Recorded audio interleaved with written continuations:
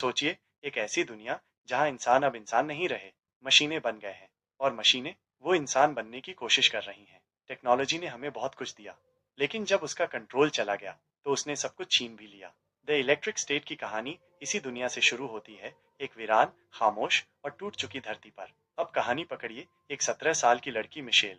उसके माँ बाप एक एक्सीडेंट में मर चुके हैं।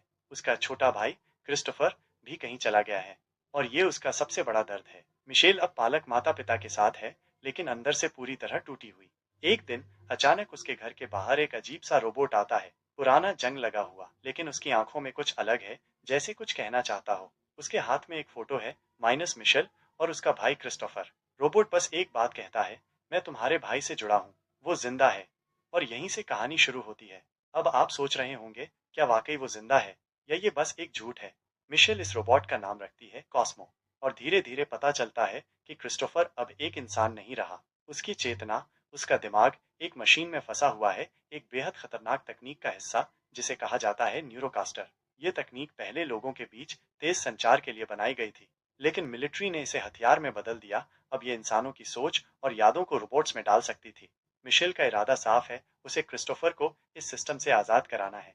और फिर शुरू होती है एक इमोशनल और थ्रिल से भरी जर्नी। कॉस्मो उसके साथ है और दोनों निकल पड़ते हैं एक उजड़ी हुई अमेरिका की तरफ, जहां सब कुछ खत्म हो चुका है। रास्ते में वे मिलते हैं दो और किरदारों से, माइनस कीट्स, एक सोल्जर जो पहले न्यूरोकास्टर के खिलाफ लड़ चुका है, और हरमन, एक ह्यूमनॉइड रोबोट जो इंसानों जैसे इमोशन समझता है।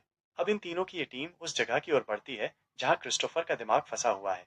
एक जगह जिसे एक्सक्लूजन जोन कहते हैं, यानी वहां जाना मना है। और वहां जाकर उन्हें सच्चाई का सामना होता है। क्रिस्टोफर का शरीर तो नहीं है, लेकिन उसकी चेतना अब एक घातक सुपर रोबोट में बदल दी गई है। और क्रिस्टोफर ने पहले ही एक वीडियो रिकॉर्ड किया है, अगर तुम ये देख रही हो तो शायद मैं अब भी कहीं हूँ, यह सिर्फ एक याद, लेकिन मुझे इस सिस्टम से आजाद कर दो, कृपया मुझे खत्म कर दो। अब मिशेल के सामने सबसे बड़ा फैसला है, अपने भाई की चेतना को सिस्टम से अलग करना, यानी उसे मिटा देना। यह आसान नहीं है। एक्सक्लूजन जोन में घुसते ही उन पर मिलिट्री ड्रोन, सिक्योरिटी बॉट्स और खतरनाक डिफेंस सिस्टम्स हमला कर देते हैं। कीट्स खुद को कुर्बान कर देता है ताकि मिशेल आगे जा सके। मिशेल आखिर में उस जगह पहुंचती है जहां उसका भाई अब एक सुपर मशीन माइनस बंद है, और वो रोबोट उसे पहचान लेता है। कहता है, मैं जिंदा नहीं हूँ, लेकिन अगर तुम मुझसे जुड़ी रही तो तुम भी नहीं बच पाओगी, मुझे जाने दो।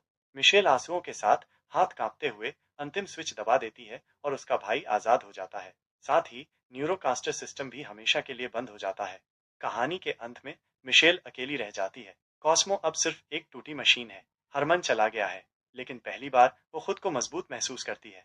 वीडियो पसंद आया हो तो लाइक जरूर कीजिए, चैनल को सब्सक्राइब करना मत भूलिए और कमेंट में बताइए अगर कभी आपको भी कोई मिशेल सी लगती हो जो अकेले अंधेरे में भी रोशनी लेकर चल रही हो। हम फिर मिलेंगे एक नई कहानी के साथ। तब तक याद रखिए, कभी कभी मशीनें भी इंसानों से ज्यादा महसूस करती हैं।